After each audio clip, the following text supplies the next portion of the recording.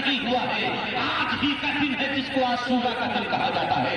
آج ہی تو نے ناس رسول پر ظلم اٹھایا تھا، آج ہی یہ نہر فرات کا پانی جانتے ہو اہل بیت پر تو نے بند کروایا تھا۔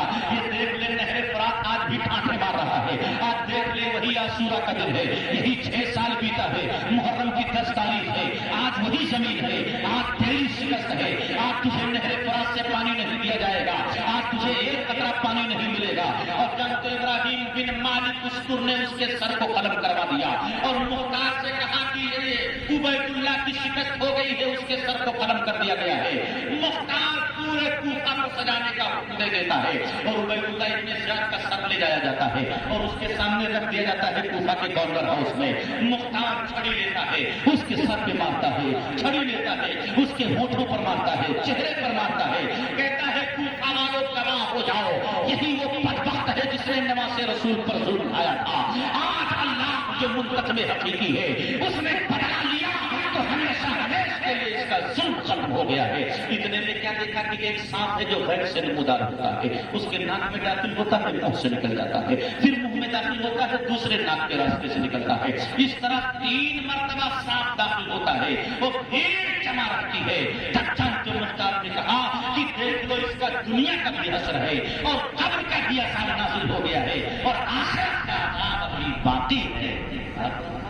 عاشورہ کا دن جو گزرا ہے، خدا کی قسم عاشورہ کا دن بڑا مبارک دن ہے۔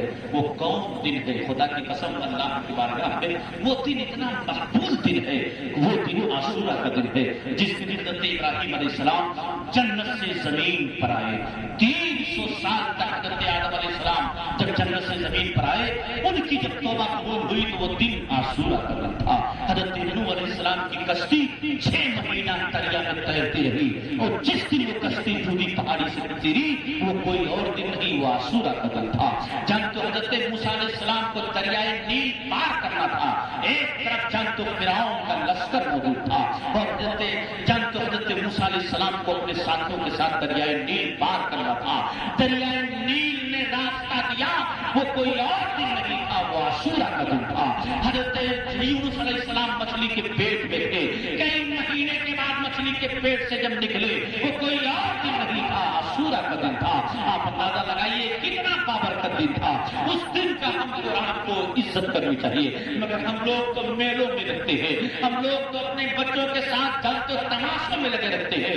خدا کی قسم کھا کے کہتا ہوں اس دن کوئی رب کی بارگاہ میں مانگے اللہ عطا کرے گا، اور بن مانگے اللہ اس کے سوا عطا کر دے گا۔